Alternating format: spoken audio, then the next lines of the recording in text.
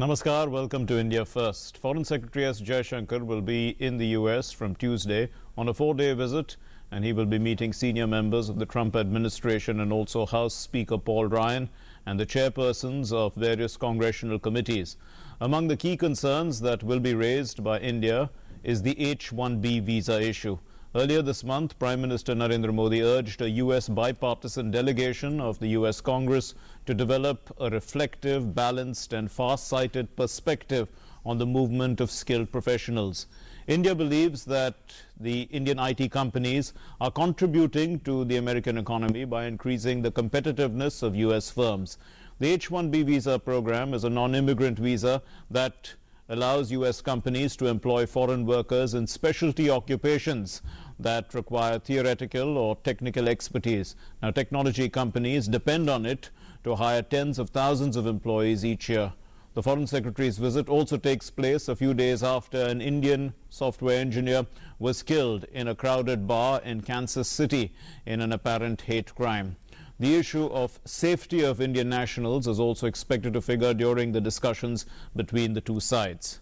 And to discuss this important visit, we are joined in the studio by K.P. Nair, consulting editor with The Telegraph, and Mr. Dilip Sinha, former senior diplomat. Thank you very much, gentlemen, for being with us. We'll start with you, Mr. Sinha.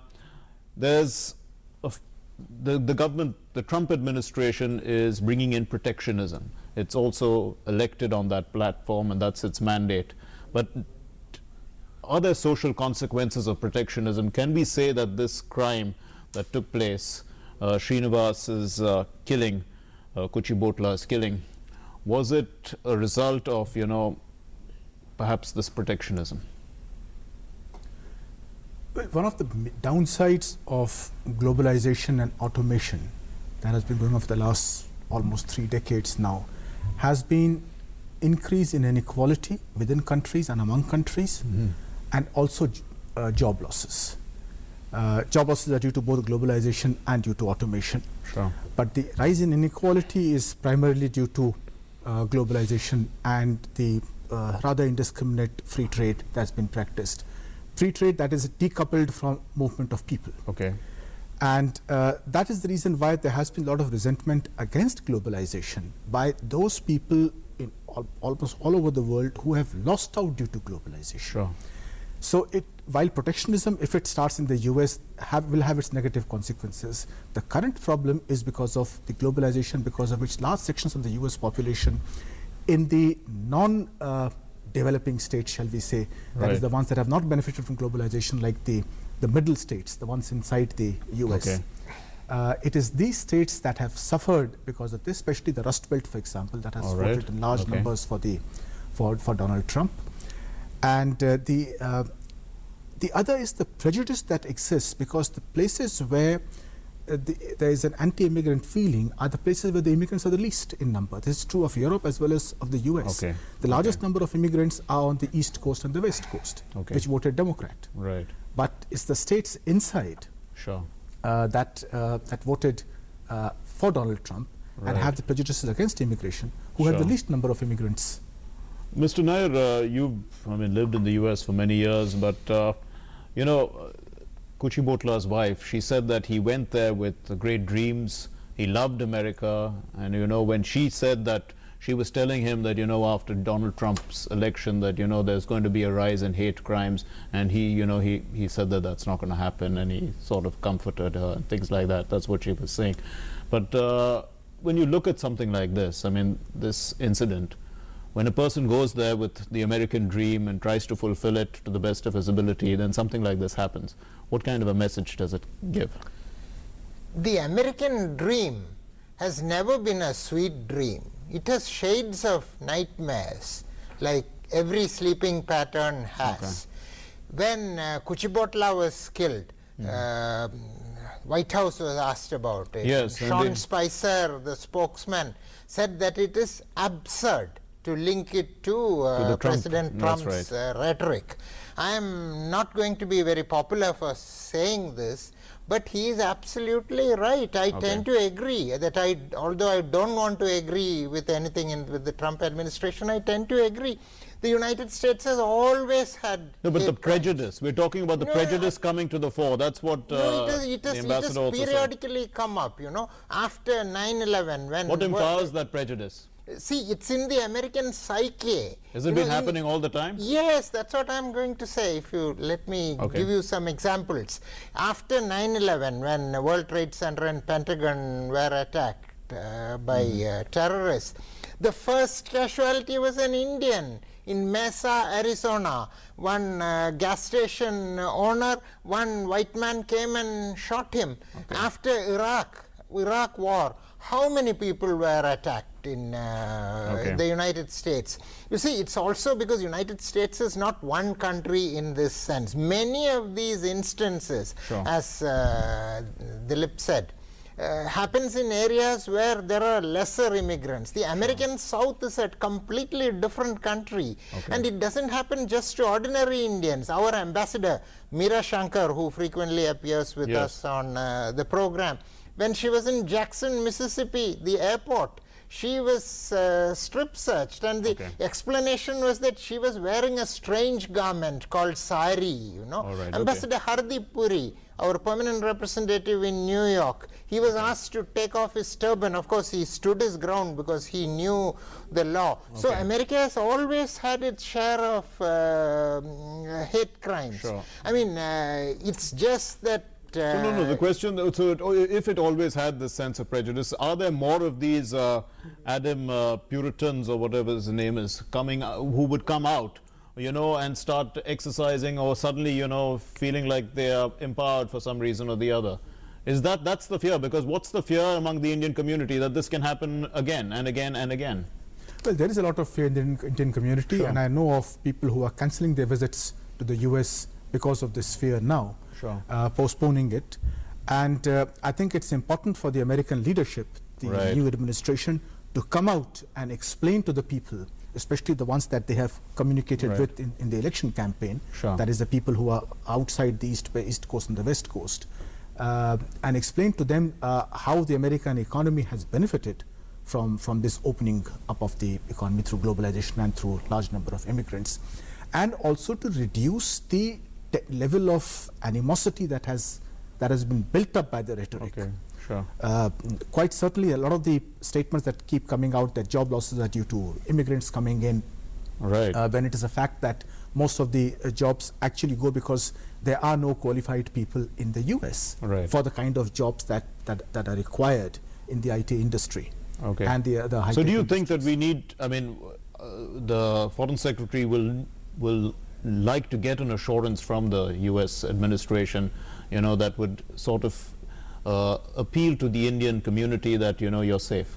Absolutely. I think it's very important. That's at least the minimum that one should expect. It's very important that we, as we have already done that, to convey this message and the request to the US government to come out and explain this to the American people, because it's their job to do it, to make the country safe for anybody who lives there, whether it's a national or a non-national.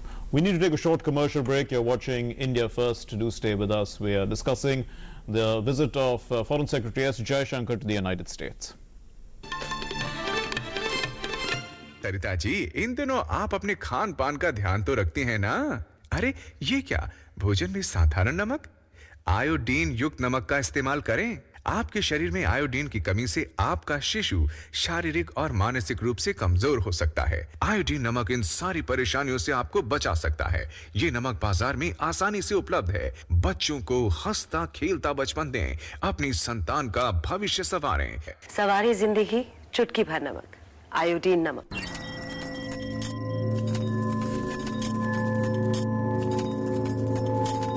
सफलता के लिए चाहिए बंधनों से मुक्ति।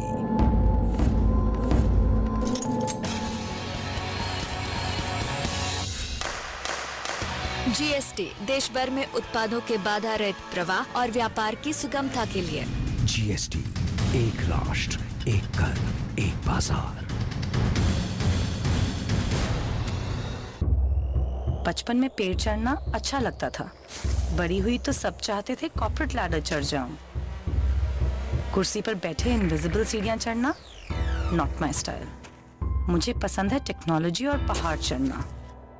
And this is the only job जो मुझे दोनों करने देता है। It's lonely at the top, but the view it's incredible. हम है भारत के सबसे एक्साइटिंग वर्कप्लेस और हम दे रहे हैं आपको एक ऑफर। भारतीय सेना, आम नहीं ये जिंदगी।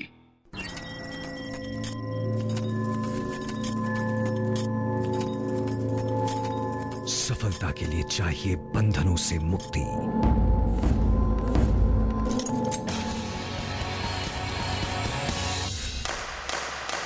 जीएसटी देश भर में उत्पादों के बाधा रहित प्रवाह और व्यापार की सुगमता के लिए।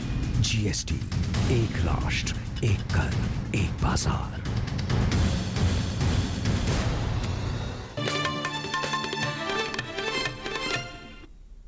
Welcome back. You're watching India First. We are discussing the Foreign Secretary S. Jaishankar's visit to the United States from Tuesday onwards. It's a 4-day visit. Let's turn again to Mr. K.P. Nair.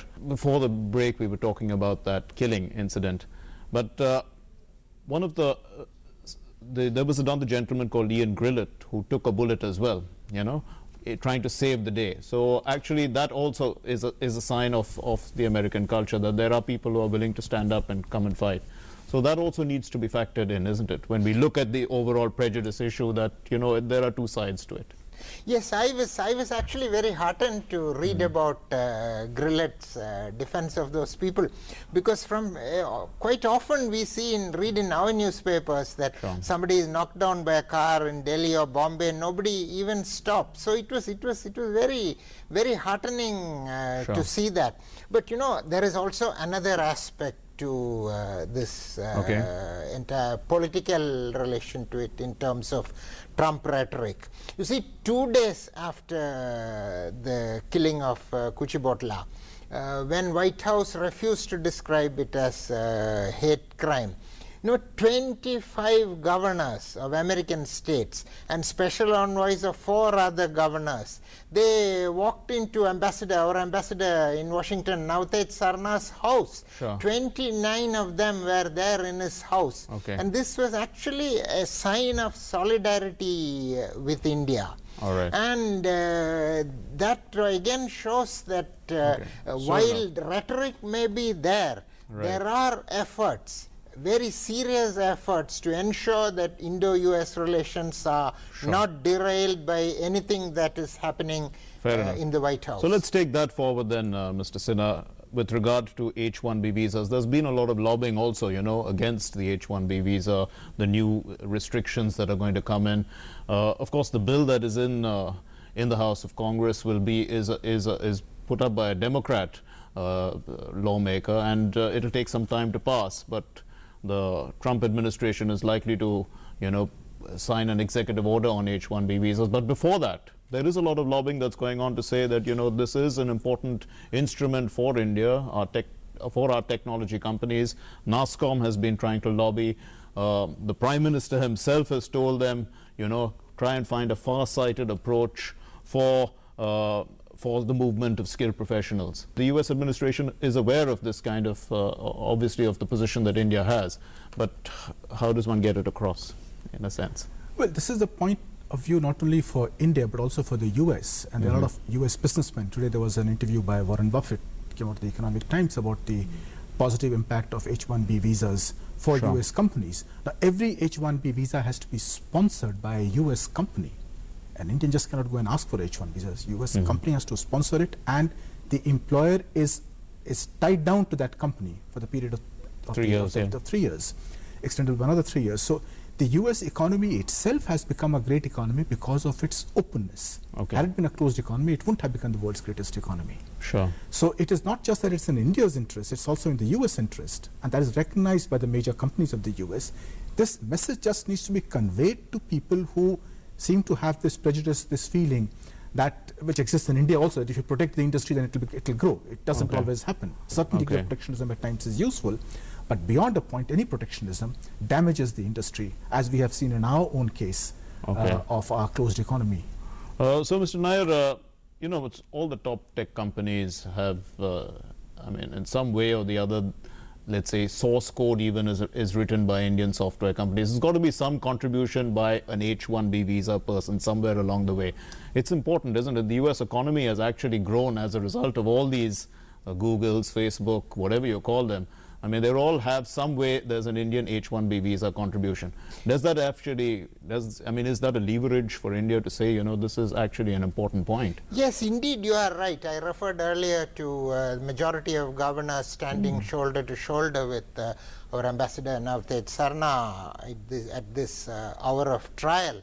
But Ambassador Sarna impressed upon the governors at that event that 4 lakh American jobs are actually created by Indian high-tech companies. Okay. That because of H1B visas, $20 billion have been paid into the American Treasury in the last 5 years as taxes. Okay. Another $7 billion in social security payments, which because H1B is only for 6 years, they don't get back. The Americans keep it, you know.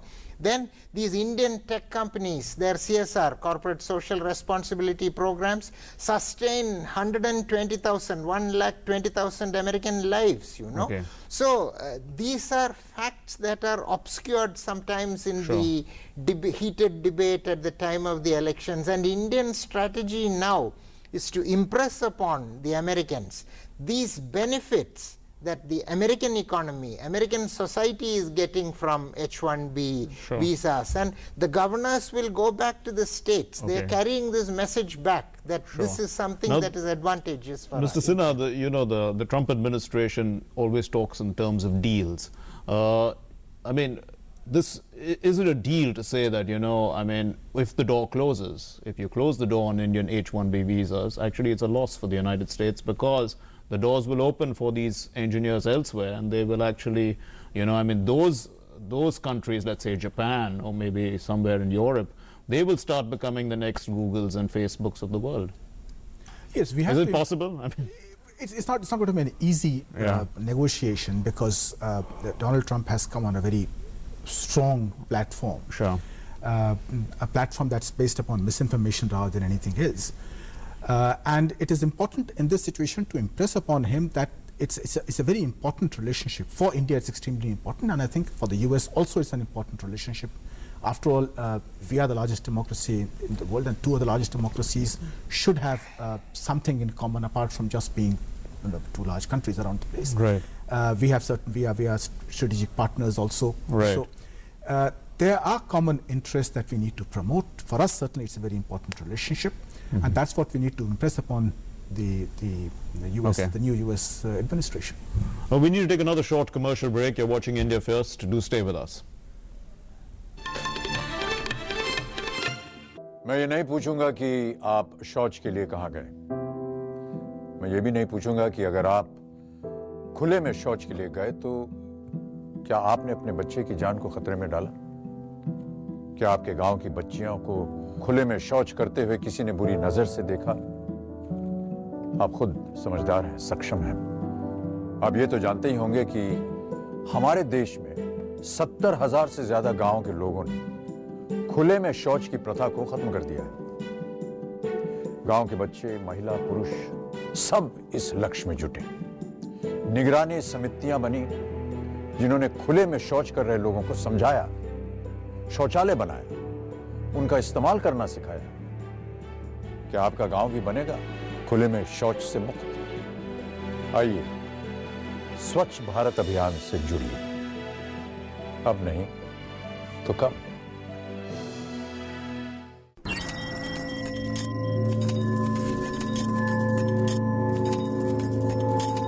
सफलता के लिए चाहिए बंधनों से मुक्ति।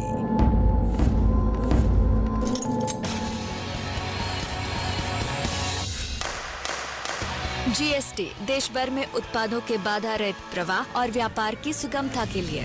GST, एक राष्ट्र, एक कर, एक बाजार। 12वीं में मुझे 60% मार्क्स मिले हैं। BA करने के बजाय मेडिकल में जाना चाहता हूँ। हम स्टूडेंट्स को जिनकी पारिवारिक आय 2.5 लाख से कम है, उन्हें प्रोफेशनल और टेक्निकल कोर्सेज में आगे की पढ़ाई के लिए ये स्कॉलरशिप दी जा रही है। एक मजे की बात, हम गर्ल्स स्टूडेंट्स के लिए 30% स्कॉलरशिप अलग से निर्धारित है। फ्रेंड्स जल्दी करो, फॉर्म्स ऑनलाइन जमा हो रहे हैं। मेरिट का मेन स्कॉलरशिप भारत सरकार की ओर से सभी अल्पसंख्यक स्टूडेंट्स को एक तोहफा उनके सुंदर भविष्य के लिए। मदद हमारी, मंजिल आपकी।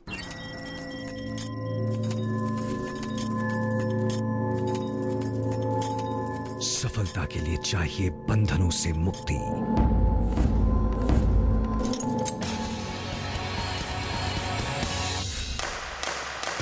जीएसटी देश भर में उत्पादों के बाधा रहित प्रवाह और व्यापार की सुगमता के लिए।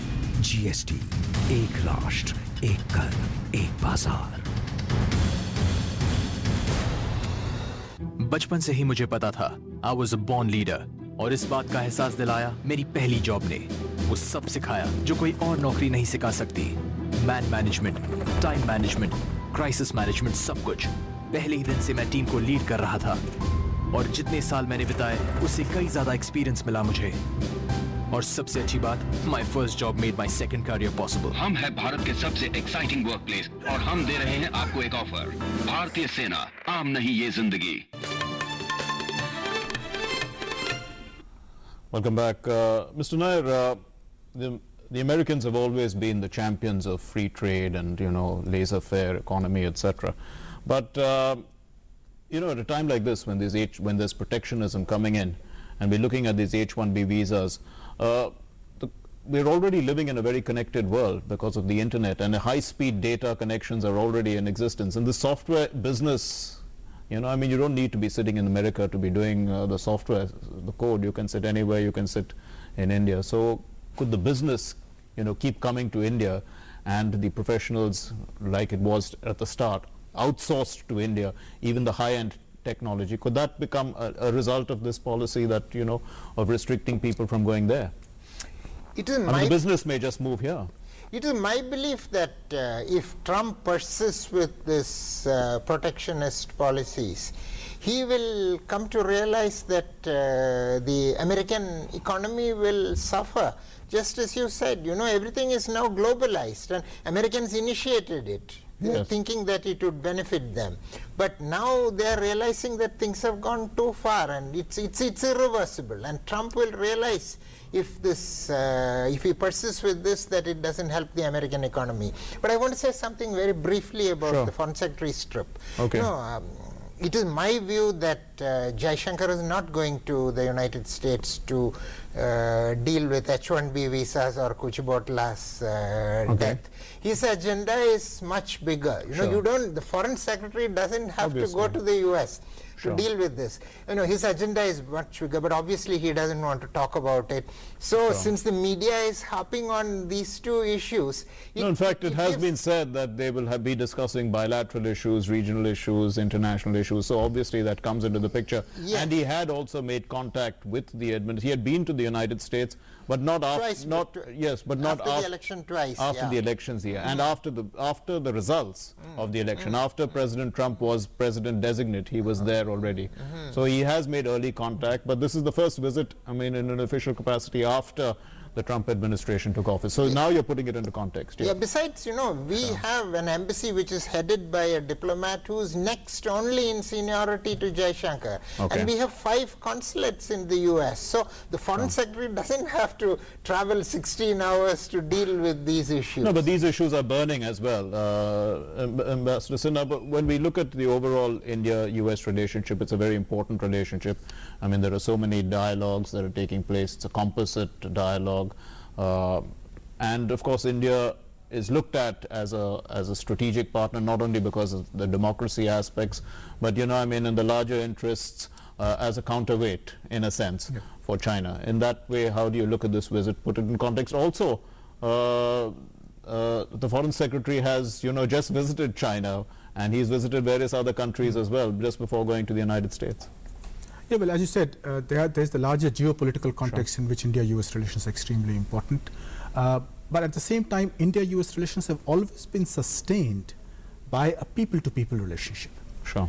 And that's a very important component. And for that component, this issue of the hate crime, the H1B visa, these are extremely important for the individuals who work there or travel there for business or for other purposes. So in that context, while there is the geopolitical relationship that needs to be stressed and talked about, I think there needs to be a balance struck between the two. So that these issues are not forgotten, because eventually they impact the people-to-people relations. But at the same time, the larger geopolitical relationship is also extremely important, where you have relations with China, Russia coming in, the situation in South Asia, West Asia, all that. All these are. One final word, you know, India's software engineering power. How important is that in terms of India as an emerging power in the world, and how does a diplomat deal with that? You know, that strength that India has, because it's currently being you're trying to restrict that with this protectionism. I mean, I'm talking about the H1B visa policy. Does India have this? Is this a strength for India? Well, it has been a strength so far. Now, but if the US becomes protectionist, then we'll have to deal with that. Plus, we also have to deal with the competition that has emerged elsewhere in Asia, which makes it important for us to upgrade our skills and keep our competitiveness at a high level. Okay, we'll have to leave it there. Thank you very much, gentlemen, for joining us here on India First. US authorities have charged Adam Purinton with premeditated first-degree murder over the shooting of Srinivas Kuchibotla and are looking into whether it was a hate crime. The shooting shocked the Indian community in the US, and there has been a growing chorus among the Indian Americans there to see that such crimes are treated as unacceptable, completely unacceptable. So the Foreign Secretary S. Jaishankar's Washington visit, it also comes close on the heels of his visits to Colombo, Beijing and Dhaka. And it's also the first visit after the Trump administration took office on January 20, though he did visit the United States to make early contact with the transition team before the inauguration. His visit comes after Minister for External Affairs Sushma Swaraj had already talked to Rex Tillerson and had a telephonic conversation. And of course, Prime Minister Modi was among the first world leaders to have a telephonic interaction with President Trump in the first few days after the 45th US president took office. We'll leave it there. Thank you very much for watching. Namaskar.